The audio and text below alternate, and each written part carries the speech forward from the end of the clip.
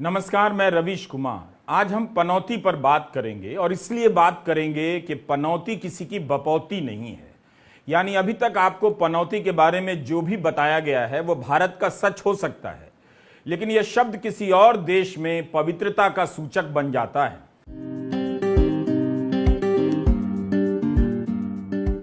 यह पनौती है दिल्ली से 1194 किलोमीटर दूर नेपाल का एक शहर। आपने पटौदी तो नहीं सुना, कृपया इसे पनौती ही सुने। हम आज के वीडियो में आपको ले चलेंगे पनौती, जिसका संबंध धार्मिकता और पवित्रता से है। यहाँ 13वीं सदी का इंद्रेश्वर महादेव मंदिर है, जिसे पनौती मंदिर कहते हैं। इस पनौती शहर तक पहुंचना भी नेपाल के लोगों के लिए किसी मनौती के पूरा होने से कम नहीं। पनौती में कुंभ की तरह हर 12 साल पर मकर मेला लगता है, जिसमें भाग लेने के लिए लाखों लोग आते हैं। नेपाल के शहर को यूनेस्को ने हेरिटेज सिटी का दर्जा देने की प्रस्तावित सूची में रखा है। इसलिए कहता हूं कि हमारा वीडियो अंत तक देखा कीजिए। हमने काफी मेहनत की है आपको पनौती का भ्रमण कराने के लिए।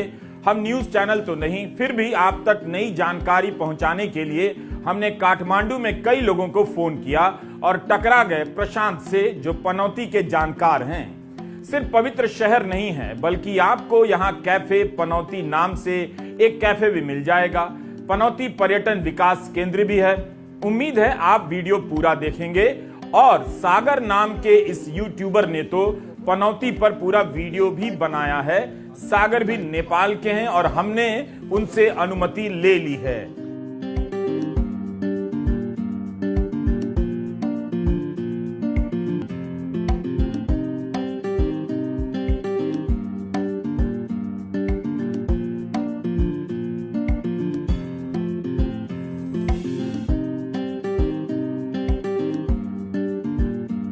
राजनीति में भाषा की मर्यादा के जितने भी नियम थे, आप जानते हैं कि 2014 के बाद किसने तोड़े। 2014 के पहले भी मर्यादाएं टूटा करती थीं, मगर उसके बाद तो सारे नियमों को मिट्टी में मिला दिया गया। एक विश्वविद्यालय जेएनयू का नाम गाली के रूप में लिया जाने लगा। लेखकों को अवार्ड वापसी गैंग कहा गया। खान मार्केट, जो दिल्ली का सुंदर मार्केट है, वहां जाने वालों को खान मार्केट गैंग कहा गया। और यही नहीं, कुछ समय बाद उसी मार्केट में अपनी सरकार का विज्ञापन भी टांग दिया। सवाल करने वाले पत्रकारों को देशद्रोही कहा गया। यह सब तो आप जानते हैं, बार बार प्रयोग करते हैं। लेकिन आप सोशल मीडिया के कमेंट बॉक्स में जाइए, आप देखेंगे कि कीबोर्ड के चिन्हों का इस्तेमाल कर नई नई गालियों का आविष्कार किया गया और पुरानी गालियों को नए तरीके से लिखने की तरकीब निकाली गई। मां बहन के साथ मिलाकर नई गालियां बनाई गईं। सेकुलर से लेकर लिबरल जैसे शब्दों को यौनिक शब्दों के साथ मिलाकर गालियां बनाई गईं। यह सब केवल एक और एक राजनीतिक और वैचारिक पक्ष की तरफ से हुआ, उसके लिए किया गया।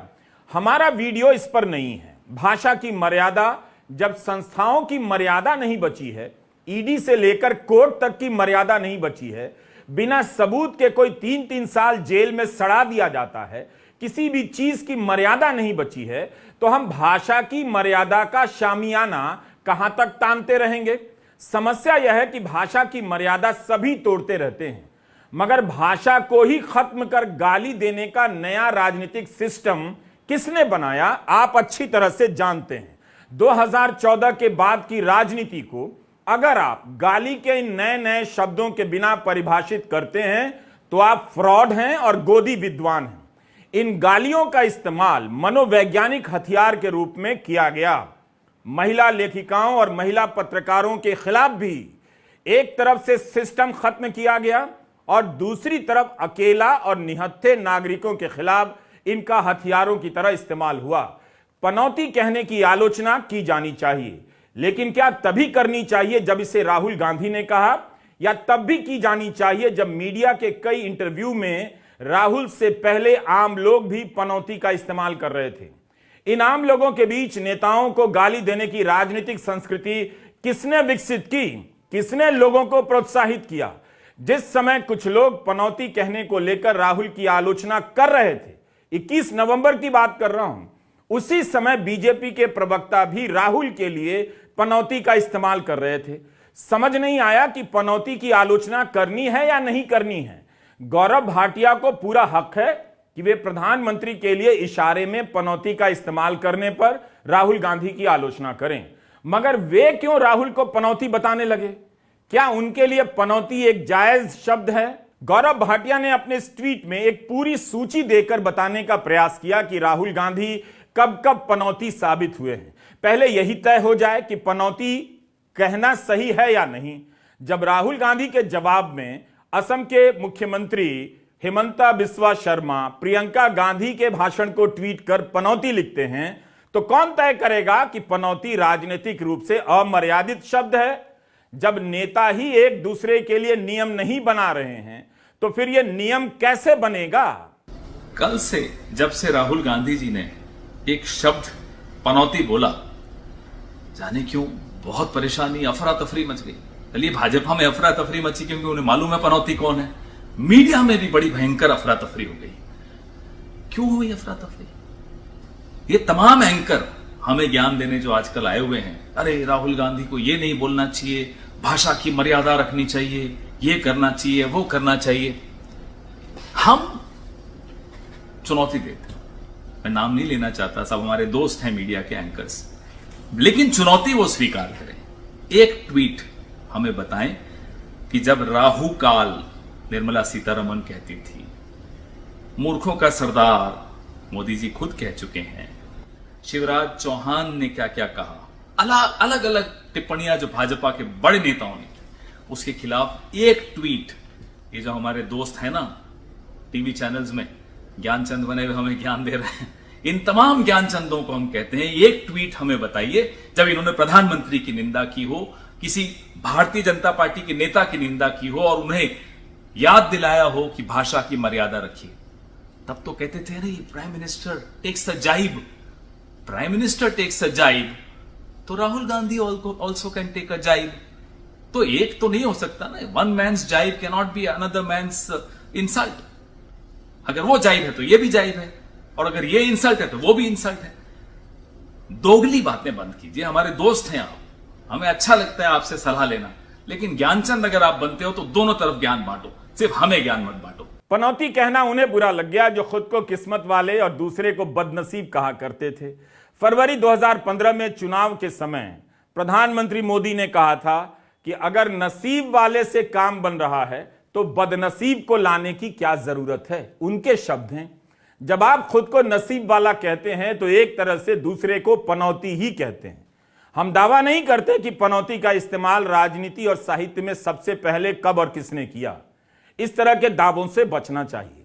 लेकिन आपको तारक मेहता का उल्टा चश्मा याद होगा। इस सीरियल में जेठालाल अपने फोन पर पनौती नाम से एक नंबर सेव करता है। पनौती वह पत्नी के भाई को कहता है। सीरियल पॉपुलर हुआ तो पनौती भी घर घर में पॉपुलर होने लगा। इसके बाद एक फिल्म आती है खट्टा मीठा। इस फिल्म में अक्षय कुमार जब भी रोड रोलर पर चढ़ते हैं, रोड रोलर बंद हो जाता है। तब झुंझलाकर जॉनी लीवर कहते हैं कि पनौती तू उतर नीचे, जब भी रोड रोलर पर चढ़ता है बंद हो जाता है। अक्षय कुमार की ही एक और फिल्म आती है हाउसफुल। इसमें एक गाना है, सच अब पनौती, सत्य वाला सच नहीं, अंग्रेजी वाला SUCH सच। तो गाना है, हाथों की रेखा इसे रुलाए, किसी रबर से मिट ना पाए, लाइफ कुछ भी देती नहीं है, बदले में लेती ही रही है, सच पनौती दुनिया में कहीं देखा ही नहीं। He is such A loser, he is such A loser, oh what A loser. इस तरह पनौती पॉपुलर हो जाता है। हंगामा फिल्म में परेश रावल अपनी पत्नी को पनौती कहते हैं। परेश रावल 2014 में बीजेपी के टिकट पर सांसद बनते हैं। अक्षय कुमार किस तरफ हैं आप जानते हैं, तो जो उस तरफ है संयोग से उनका योगदान पनौती को पॉपुलर करने में कुछ ज्यादा नजर आया। बहरहाल यह सब उदाहरण इसलिए दे रहा हूं कि किस तरह फिल्मों और सीरियल के जरिए पनौती को आम शब्दावली का हिस्सा बनाया जाता है। यहां तक कि बच्चों के लिए एक बहुत अच्छी फिल्म आई चिल्लर पार्टी। उसमें एक बच्चा होता है, उसे सारे बच्चे पनौती कहते हैं क्योंकि उसके बोलने कहने से काम उल्टा हो जाता है। फिल्म में एक सीन है, बच्चा बैठकर मैच देख रहा है, बच्चे देख रहे होते हैं और वो बच्चा कहता है देखना इंडिया मैच जीतेगा, और तभी मैच हार जाता है। पहली बार औपचारिक रूप से क्रिकेट में हार को पनौती से जोड़ा जाता है बच्चों की फिल्म में। संयोग देखिए कि इस बार क्रिकेट में भारतीय टीम की हार के कारण ही बड़े बड़े आम लोग एक दूसरे को पनौती कहने लग जाते हैं और मामला राजनीतिक हो जाता है। याद है? हाँ, क्या पनौती पनौती पनौती, वो अच्छा भला वहां पे, अच्छा भला हमारे लड़के वहां पे वर्ल्ड कप जीत जाते, वो वहां पे पनौती हरवा दिया। टीवी वाले ये नहीं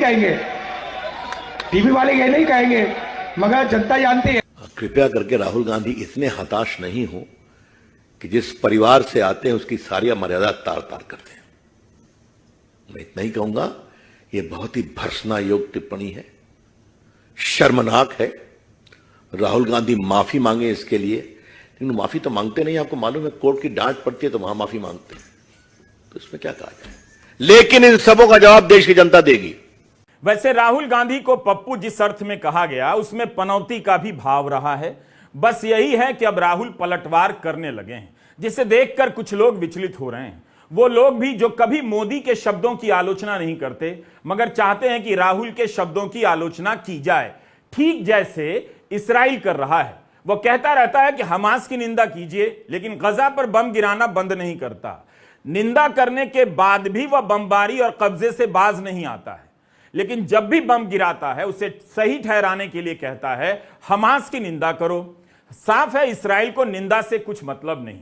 मर्यादा की शुरुआत उस पद से पहले होनी चाहिए जिस पद के लिए कहा जा रहा है कि पनौती बोलकर उस पद की गरिमा पर आघात पहुंचाया गया है। पनौती का इस्तेमाल करना गलत है, इसे कहने में संकोच नहीं होना चाहिए। गलत तो मूर्खों का सरदार कहना भी है। इन सबसे ज्यादा भयंकर गलत है कि किसी महिला को जर्सी गाय कहना। क्या जर्सी गाय कहने वाले देश के महिलाओं से माफी मांग रहे हैं? क्या उन्होंने माफी मांग ली है? भारत विश्व कप हार गया, उस दिन भारत का खेल चैंपियन वाला नहीं था। ना गेंदबाजी बेहतरीन थी, ना बल्लेबाजी। फिर भी सबकी इच्छा थी कि भारत ही जीते। फैंस उदास होकर लौटने लगे और यह बात मीडिया के इंटरव्यू में लोग ही कहने लगे कि पनौती के कारण हार हुई है। और उन्हीं गोदी चैनलों पर पहली बार यह बाइट चला। ट्विटर पर एक बड़े चैनल का रिपोर्टर जब लोगों से बात कर रहा था, तब किसी ने कह दिया कि पनौती आ गया। इसके बाद कई ऐसे बयान चलने लगे सोशल मीडिया में और मीडिया में कि पनौती के कारण हार हुई। हार के कारण खिलाड़ी थे, यह बात खेल के प्रेमी भी भूल गए, मगर उस दिन तो वे क्रिकेट ही भूल गए थे। शतक बनाने पर हेड के लिए ताली तक नहीं बजाई। ट्विटर पर